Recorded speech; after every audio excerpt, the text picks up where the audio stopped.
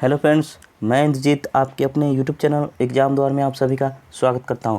मैं हाजिर हूं फिर से एक नए सेशन में और इसमें हम बात करेंगे एनसीईआरटी सार संग्रह। इससे पहले हमारा दो वीडियो आ चुका है, ये तीसरा वीडियो है और इसमें हम बात करेंगे जैन धर्म, बौद्ध धर्म और शैव धर्म की। तो इससे पहले हमारे दो वीडियो आ चुके हैं। अगर आपने वो दोनों वीडियो नहीं देखा है तो डिस्क्रिप्शन में इसके लिंक है, वहाँ से आप दोनों वीडियो देख सकते हैं। और ये काफ़ी इंपॉर्टेंट सेशन है क्योंकि हर एग्ज़ाम में एनसीईआरटी से ही सवाल पूछे जाते हैं। तो एनसीईआरटी से प्राचीन भारत का इतिहास से रिलेटेड ये जैन धर्म, बौद्ध धर्म, शैव धर्म है। इससे पहले भी जो वीडियो आए हैं उनमें भी काफ़ी इंपॉर्टेंट सेशन किया जा चुका है। तो उन सभी वीडियो को जरूर देखें और आगे भी हम ऐसे वीडियो लाते रहेंगे। चलिए शुरू करते हैं आज का तीसरा सेशन। उससे पहले अभी तक आपने चैनल को सब्सक्राइब नहीं किया, चैनल को सब्सक्राइब कर ले, साथ ही बेल आइकन को प्रेस कर ले। तो चलिए शुरू करते हैं आज का अपना तीसरा सेशन के साथ। और हमारा पहला प्रश्न है जैन धर्म से। जैन धर्म के संस्थापक कौन थे? और ये काफ़ी बार एग्जाम में पूछा जाता है। तो जैन धर्म के संस्थापक ऋषभदेव थे और इनका नाम है आदिनाथ भी इनका नाम है। तो क्या है, ऋषभदेव या आदिनाथ, दोनों में से कोई भी रहे, आपको वही टिक करना है। चलिए अगला प्रश्न देखते हैं। तीर्थकर शब्द किससे संबंधित है? तो तीर्थकर शब्द जैन धर्म से संबंधित है। अगला प्रश्न है अनेकांतवाद किस धर्म मूल सिद्धांत एवं दर्शन है? तो यह है जैन धर्म का। कौन सा? अनेकांतवाद। चलिए अगला प्रश्न है जैन धर्म में कर्म परमाणुओं के पूर्ण विनाश को सूचित करने वाली अवस्था को क्या कहा जाता है? तो ये कहा जाता है निर्जरा। क्या? निर्जरा इसको कहा जाता है। चलिए अगला पॉइंट देखते हैं। जैन धर्म में संवर का क्या अभिप्राय है? तो जैन धर्म में संवर को जीव की ओर नए कर्म का प्रवाह रुक जाना, इसी को संवर कहा जाता है। अगला हमारा नोट है गंग वंश के राजा राजमल चतुर्थ के मंत्री एवं सेनापति चांडुमन राय ने 974 ईस्वी में श्रवणबेलगोला के पास एक जिन मूर्ति का निर्माण करवाया था जो बाहुबली यानी गोमतेश्वर की मूर्ति कहलाती है। किसमें? श्रवणबेलगोला के पास। किसकी मूर्ति? बाहुबली यानी गोमतेश्वर की मूर्ति का निर्माण कराया गया था। किसने? चामुंड राय ने कराया था। यहाँ पर 12 वर्ष के अंतराल पर मनाया जाने वाला उत्सव महामस्तकाभिषेक के नाम से जाना जाता है।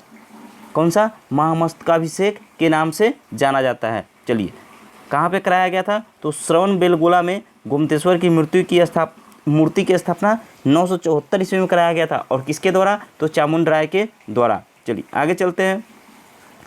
त्रिरत्न सिद्धांत, यानी त्रिरत्न सिद्धांत किसको कहते हैं? तो सम्यक दर्शन, सम्यक आचरण एवं सम्यक ज्ञान को कहा जाता है। तो त्रिरत्न सिद्धांत किससे संबंधित है? तो ये जैन धर्म से संबंधित है। ये भी एग्जाम में अक्सर पूछा जाता है। त्रिरत्न सिद्धांत किससे संबंधित है? तो जैन धर्म से। या इसमें से कोई तीनों में से कोई दो दे देगा और तीसरा पूछेगा त्रिरत्न के तीसरा सिद्धांत कौन है। तो याद रखना है त्रिरत्न के तीसरा सिद्धांत कौन सा है? तीनों कौन सा है? सम्यक दर्शन, सम्यक आचरण एवं सम्यक ज्ञान। चलिए आगे चलते हैं। आजीवक संप्रदाय के संस्थापक कौन थे? तो ये थे मखमली गोसाल। चलिए आगे चलते हैं। अगर अभी तक आपने चैनल को सब्सक्राइब नहीं किया है तो सब्सक्राइब कर लीजिए। सीटेट, स्टेट, रीट, टीचर भर्ती की सभी तैयारी यहाँ कराई जाती है और काफ़ी इंपॉर्टेंट सेशन चल रहा है, तो ज़रूर सब्सक्राइब कर ले आप। चलिए अनुव्रत सिद्धांत किस धर्म से संबंधित है? तो अनुव्रत सिद्धांत जैन धर्म से संबंधित है। यापनीय किसका संप्रदाय था? तो यापनीय जैन धर्म का संप्रदाय था। अगला प्रश्न है प्रारंभिक जैन साहित्य किस भाषा में लिखे गए थे? तो ये अर्धमगधी भाषा में लिखा गया था। क्या? प्रारंभिक जैन साहित्य। अगला प्रश्न देखते हैं। पार्श्वनाथ से संबंध होने के कारण कौन सा स्थल जैन सिद्ध क्षेत्र माना जाता है? तो ये माना जाता है सम्मेद शिखर। जैन संप्रदाय में प्रथम विभाजन के पश्चात निर्मित श्वेतांबर संप्रदाय के संस्थापक कौन थे? तो ये थे स्थूलभद्र। किस जैन संहिता में अंतिम रूप से श्वेतांबर आगम का संपादन हुआ? तो प्रथम जैन संहिता। और प्रथम जैन संहिता कहाँ हुआ था? तो ये पाटलिपुत्र यानी अब के पटना में हुआ था। चलिए ये देख लेते हैं जैन संहिता। और तो ये जैन संहिता यानी सम्मेलन किस वर्ष कहाँ हुआ था? इसके अध्यक्ष कौन थे? तो ये प्रथम संहिता कब हुई थी? 300 ईसा पूर्व। इसका स्थान कहाँ था? पाटलिपुत्र, जो अब पटना है और बिहार में है। और अध्यक्ष कौन है? तो इसके अध्यक्ष थे स्थूलभद्र। द्वितीय जैन संहिता कब हुई थी? तो 512 ईस्वी पूर्व वल्लभी, और वल्लभी गुजरात में पड़ता है। और इसके अध्यक्ष कौन थे? तो क्षमा श्रवण इसके अध्यक्ष थे। चलिए अगला देख लेते हैं। अगला प्रश्न क्या है? जैन तीर्थंकरों के क्रम में अंतिम कौन था? तो ये थे महावीर स्वामी। चलिए अब महावीर स्वामी के बारे में जान लेते हैं। तो जैन तीर्थंकर के अंतिम कौन थे? तो ये थे महावीर स्वामी। ये अंतिम तीर्थंकर थे जैन के, महावीर स्वामी। और ये कै में थे? तो ये 24वें तीर्थंकर थे। कौन? जैन स्वामी महावीर स्वामी 24वें तीर्थंकर थे जैन के। चलिए इनके बारे में देख लेते हैं, महावीर स्वामी के बारे में। तो इनका जन्म 540 ईसा पूर्व में हुआ था। जन्म कहाँ हुआ था? तो वैशाली के कुंडग्राम के निकट बिहार में हुआ था। वैशाली के बिहार में हुआ था, बिहार के वैशाली कुंडग्राम में हुआ था, जन्म स्थान है इनका। 540 ईसा पूर्व में हुआ था। पिता का नाम क्या था? तो इनके पिता का नाम सिद्धार्थ था, जो क्या थे? वल्ली संघ के कुंडग्राम के ज्ञात्रिक क्षत्रिय कुल के प्रधान थे। कौन? सिद्धार्थ। माता का नाम त्रिशला था, लिच्छवी शासक चेतक की बहन थी लिच्छवी त्रिशला। बचपन का नाम क्या था? तो वर्धमान महावीर इनके बचपन का नाम था। पत्नी का नाम यशोदा। पत्नी का नाम क्या था इनके? यशोदा। पुत्री का नाम पुत्री प्रियदर्शना, अनुज्ञा के नाम से भी जाना जाता है। तो प्रियदर्शना इनकी पुत्री का नाम था। प्रमुख उपाधि कौन सी है? तो प्रमुख उपाधि है इनकी केवलीन, निर्ग्रंथ, अहर्त, जीन। अगला देखते हैं इसका पॉइंट, निर्वात प्राप्ति, यानी निर्वाण की प्राप्ति कब हुई थी इनको? तो पावापुरी राजगिरी बिहार में 72 वर्ष की आयु में 468 ईस्वी में शक्तिपाल के यहाँ मल गणराज के प्रधान का शासित क्षेत्र, यहाँ इनकी निर्वाण की प्राप्ति हुई थी। अगला प्रश्न देखते हैं, स्यायवाद सिद्धांत किससे संबंधित है? तो ये संबंधित है जैन धर्म से। कौन सा? स्यायवाद सिद्धांत। चलते हैं आगे, अगला प्रश्न देखते हैं, उत्तर प्रदेश में स्थित कौन सा स्थान बौद्ध एवं जैन धर्मों का दोनों की प्रसिद्ध तीर्थ स्थल है? तो ये है कौशाम्बी। कौशाम्बी जो उत्तर प्रदेश में पड़ता है, बौद्ध धर्म और जैन धर्म दोनों का तीर्थ स्थल है। कौन सा? कौशाम्बी। चलिए आगे देख लेते हैं, 16 महाजनपदों का उल्लेख किस जैन रचना में मिलता है? तो ये मिलता है भगवती सूत्र में। बराबर की गुफाओं का निर्मित किस लिए किया जाता था? तो ये आजीविकों के आवास के लिए किया जाता था। किसका? बराबर की गुफाएं। अगला प्रश्न देख लेते हैं, पार्श्वनाथ द्वारा प्रतिपादित 4 महाव्रतों में महावीर स्वामी ने 5वें महाव्रत के रूप में क्या जोड़ा? तो ये जोड़ा था ब्रह्मचार्य को। अगला पॉइंट देख लेते हैं, पॉइंट क्या है? महावीर स्वामी ने अहिंसा, सत्य, अस्तेय यानी चोरी न करना, अपरिग्रह यानी संपत्ति अर्जित न करा एवं ब्रह्मचार्य पंच महाव्रत की शिक्षा दी थी। किसने? महावीर स्वामी ने। चलिए अगला प्रश्न देख लेते हैं, जैन धर्म कल्पसूत्र के रचयिता कौन थे? तो ये थे भद्रबाहु। और ये अक्सर एग्जाम में पूछा जाता है, कल्पसूत्र के रचयिता कौन थे? तो भद्रबाहु। या फिर जैन धर्म का पवित्र ग्रंथ कौन था? तो यह है कल्पसूत्र। अगला प्रश्न देखते हैं, जैन मूर्ति पूजा का प्राचीनतम प्रामाणिक अभिलेख कहाँ मिला है? तो ये मिला है हाथी गुफा अभिलेख। अगर आपने सब्सक्राइब नहीं किया एग्जाम दौर चैनल को जरूर सब्सक्राइब कर ले। अब देखते हैं बौद्ध धर्म। इससे पहले हमने किया जैन धर्म, इससे पहले क्या किया है? तो ये किया है हमने जैन धर्म। अब करते हैं हम बौद्ध धर्म के प्रश्न देख लेते हैं, जो भी इंपॉर्टेंट है, जो भी एग्जाम में पूछे जाते हैं। चलिए, महात्मा बुद्ध की शिक्षाएं सर्वप्रथम किस रूप में संकलित की गई? तो ये त्रिपिटक के रूप में की गई थी। महात्मा बुद्ध की शिक्षाएं त्रिपिटक के रूप में किया गया था। और बौद्ध धर्म का ये धार्मिक ग्रंथ कौन सा है? त्रिपिटक। चलिए आगे चलते हैं, महाभिनिष्क्रमण से क्या तात्पर्य है? तो बुद्ध के गृह त्याग की घटना को क्या कहा जाता है? महाभिनिष्क्रमण कहा जाता है। किसके? बुद्ध के गृह त्याग की घटना को। चलिए आगे देखते हैं, बुद्ध को ईश्वर के रूप में पूजने वाला बौद्ध संप्रदाय कौन सा है? तो यह है महायान। आगे देखते हैं, किस बौद्ध संगीति में बौद्ध धर्म बौद्ध संघ अस्थारवीवादी तथा महासंघिक जैसे 2 भागों में विभाजित हुआ था? तो ये था द्वितीय संगति में। अगला प्रश्न देखते हैं, बौद्ध मत के उपसंपदा पद से क्या तात्पर्य है? बौद्ध भिक्षु के धर्म परिवर्तन की अंतिम अवस्था। क्या? उपसंपदा पद। आगे देखते हैं, अगला पॉइंट है, बुद्ध किसके राज्यकाल में कौशाम्बी आए थे? तो ये आए थे उदयन के काल में। और अभी हमने ऊपर एक प्रश्न किया था कौशाम्बी से रिलेटेड। कौशाम्बी कहाँ पड़ता है? तो कौशाम्बी उत्तर प्रदेश में करता है। और ये जैन धर्म और बौद्ध धर्म दोनों का पवित्र स्थल है। कौन सा? कौशाम्बी। चलिए आगे चलते हैं, अगला प्रश्न देखते हैं। ये नोट है, बौद्ध धर्म में शून्यवाद और विज्ञानवाद जैसी दार्शनिक पद्धतियों का उदय हुआ। किसका? शून्यवाद और विज्ञानवाद। इसका प्रभाव शंकराचार्य के दर्शन पर भी पड़ा। इसी कारण उन्हें पच्छन बुद्ध की उपमा भी दी जाती है। किसको? शंकराचार्य को। चलिए आगे चलते हैं। बौद्ध धर्म के 4 आर्य सत्य क्या है? दुख समुदाय, दुख निरोध तथा दुख निरोध गामिनी प्रतिपदा। अगला प्रश्न देखते हैं। बौद्धों की रामायण के नाम से प्रसिद्ध बुद्ध चरित के रचनाकार कौन है? तो यह है अश्वघोष। अगला प्रश्न देखते हैं। ये तो हमने कर लिया। बौद्धों की रामायण के नाम से प्रसिद्ध बुद्ध चरित्र के रचनाकार कौन है? तो यह है अश्वघोष। अशोक का कौन सा अभिलेख इस परंपरा की पुष्टि करता है कि गौतम बुद्ध का जन्म लुम्बिनी में हुआ था? तो ये करता है लुम्बिनीदेई स्तंभ अभिलेख। कहाँ? लुम्बिनीदेई स्तंभ अभिलेख। अगला प्रश्न देखते हैं। बौद्ध धर्म के महायान और हीनयान संप्रदायों में सर्वाधिक मौलिक अंतर कौन सा है? देवी देवताओं की पूजा। अगला प्रश्न देखते हैं।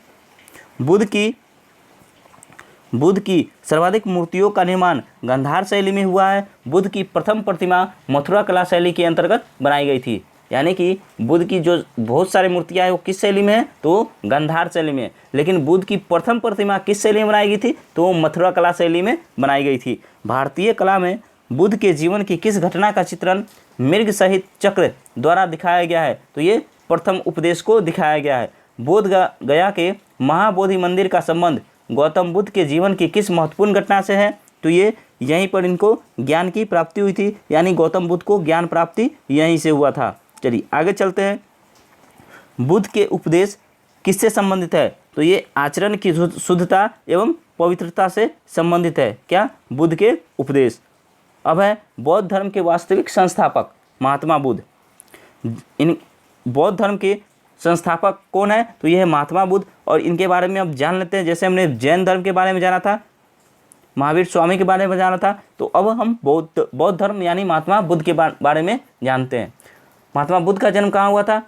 कब हुआ था? तो 563 ईसा पूर्व में हुआ था। इनका जन्म कहाँ हुआ था? तो लुम्बिनी वन यानी कपिलवस्तु वर्तमान लुम्बिनी नेपाल में हुआ था। अभी लुम्बिनी वन कहाँ पड़ता है? तो अभी नेपाल में पड़ता है।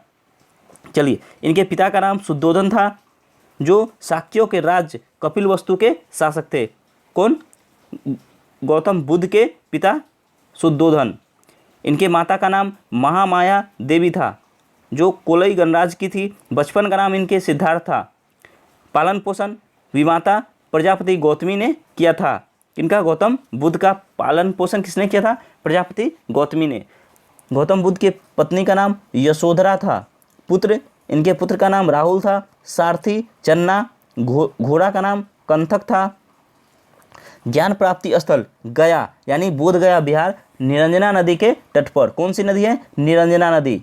चलिए, पीपल के पेड़ के नीचे। प्रथम उपदेश स्थल ऋषिपतन यानी सारनाथ में इन्होंने अपना पहला उपदेश दिया था। शिष्य कौन थे? तो आनंद व उपाली। धर्म प्रचार का स्थल कौन सा था? तो शाक्य, काशी, मगध, अंग, मल, वज्जी, कौशल राज। जीवन का अंत कब हुआ? यानी महापरिनिर्वाण इनका कब हुआ? तो 483 ईसा पूर्व।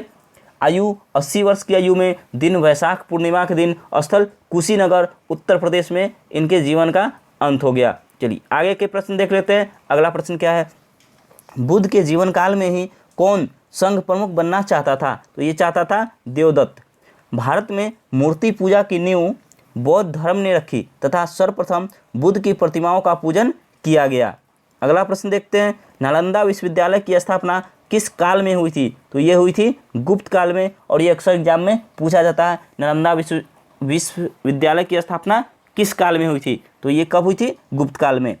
अष्टांगिक मार्ग की संकल्पना किससे संबंधित है? तो ये धर्म चक्र प्रवर्तन से संबंधित है। कौन सा? अष्टांगिक मार्ग।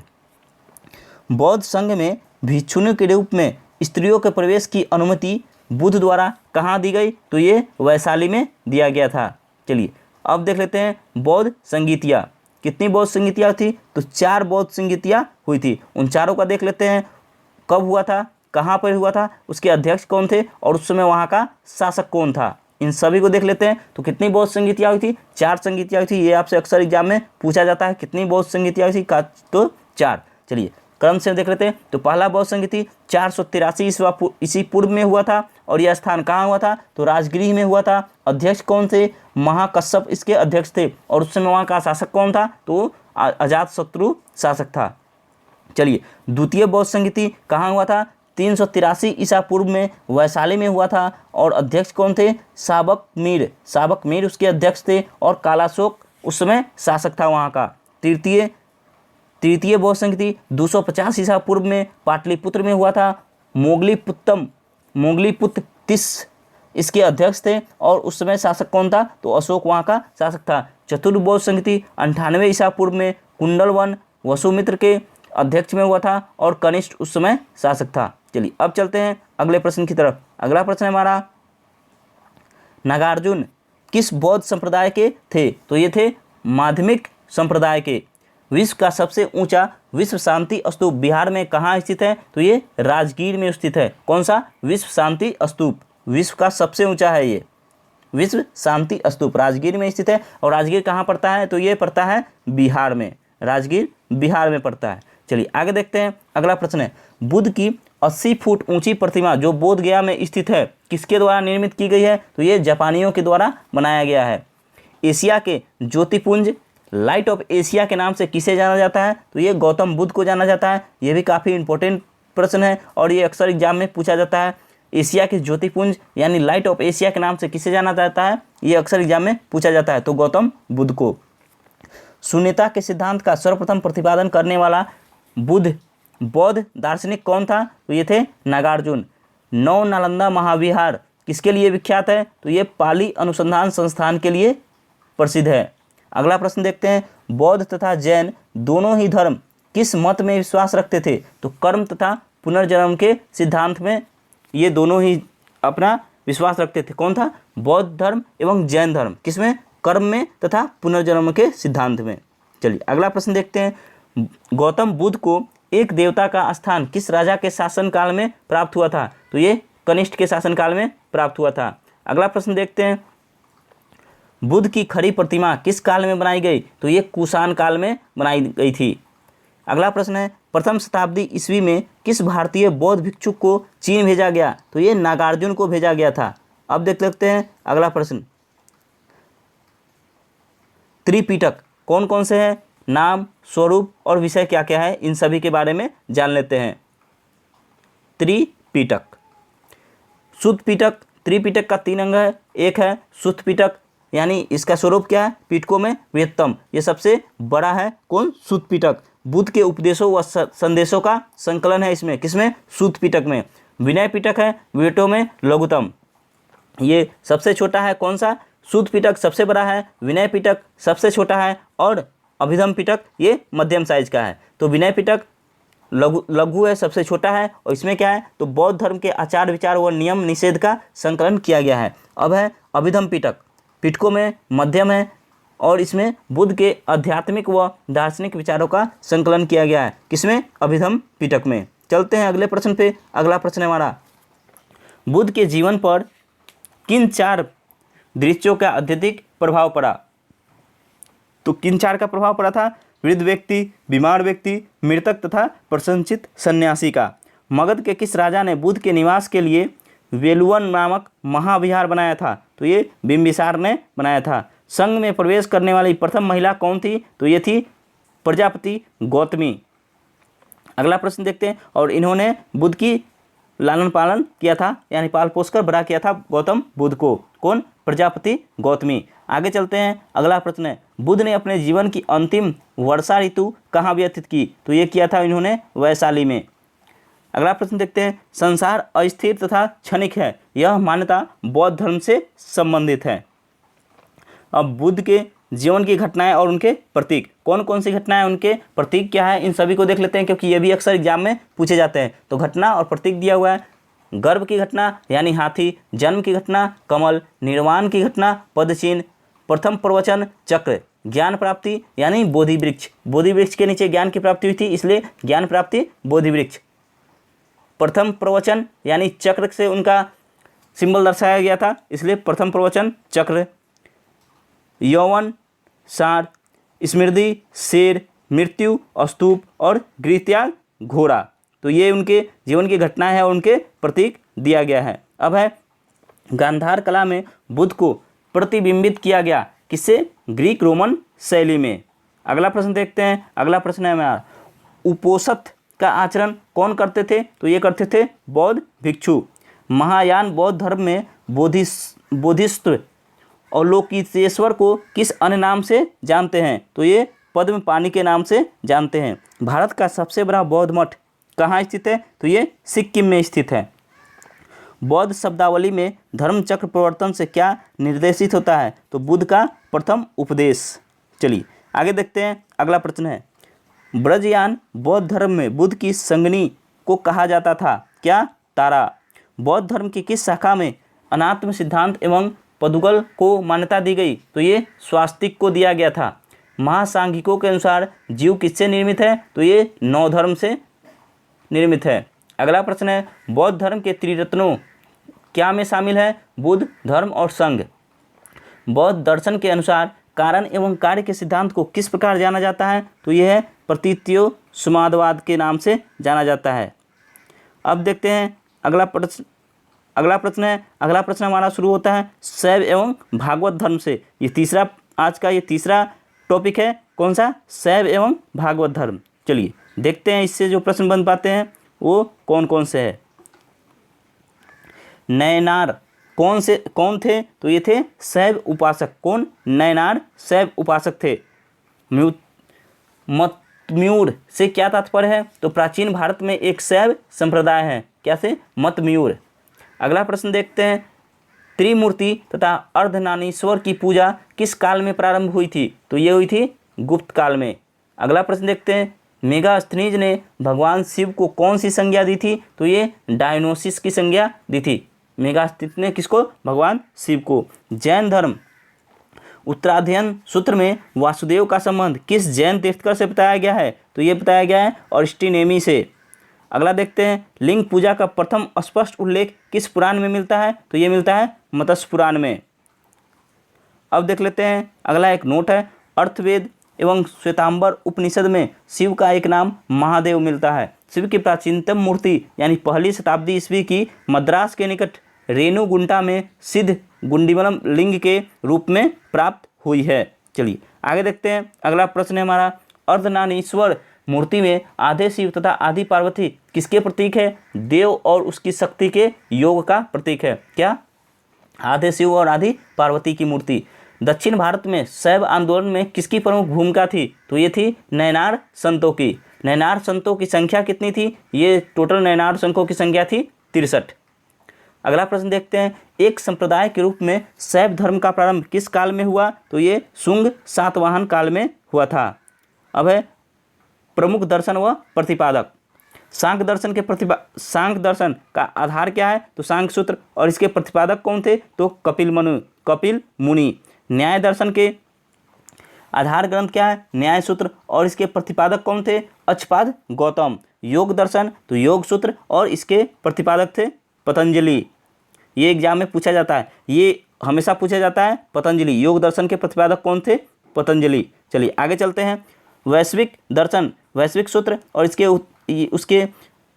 इसके प्रतिपादक कौन थे? तो कनाद या उलूक। मीमांसा, पूर्व मीमांसा सूत्र जैमिनी। ये भी एग्जाम में पूछा जाता है। मीमांसा के प्रतिपादक कौन थे? जैमिनी। वेदांत तो ब्रह्म सूत्र। और इसके प्रतिपादक थे बादरायण। देख लेते हैं अगला संप्रदाय और संस्थापक। आजीवक संप्रदाय के संस्थापक कौन थे? तो मक्लीपुत्र गोसाल। घोर अक्रियावादी इसके थे पूरन कश्यप। यदिच्छवाद का संस्थापक कौन था? तो ये थे आचार्य अजित केशाम्बलिन। और भौतिकवादी का संस्थापक कौन थे? तो ये थे पकुध कचायन। और निश्चयवादी के संस्थापक कौन थे? तो ये थे संजय वेट्ठिली पुत्र। अब हम देख लेते हैं अपने अगले प्रश्न को। भागवत धर्म का प्रवर्तक किसे माना जाता है? तो ये माना जाता है कृष्ण को।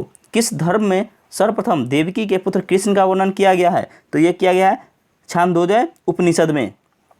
भागवत संप्रदाय के विकास का श्रेय किन शासकों को दिया जाता है? तो ये दिया जाता है गुप्त शासकों को।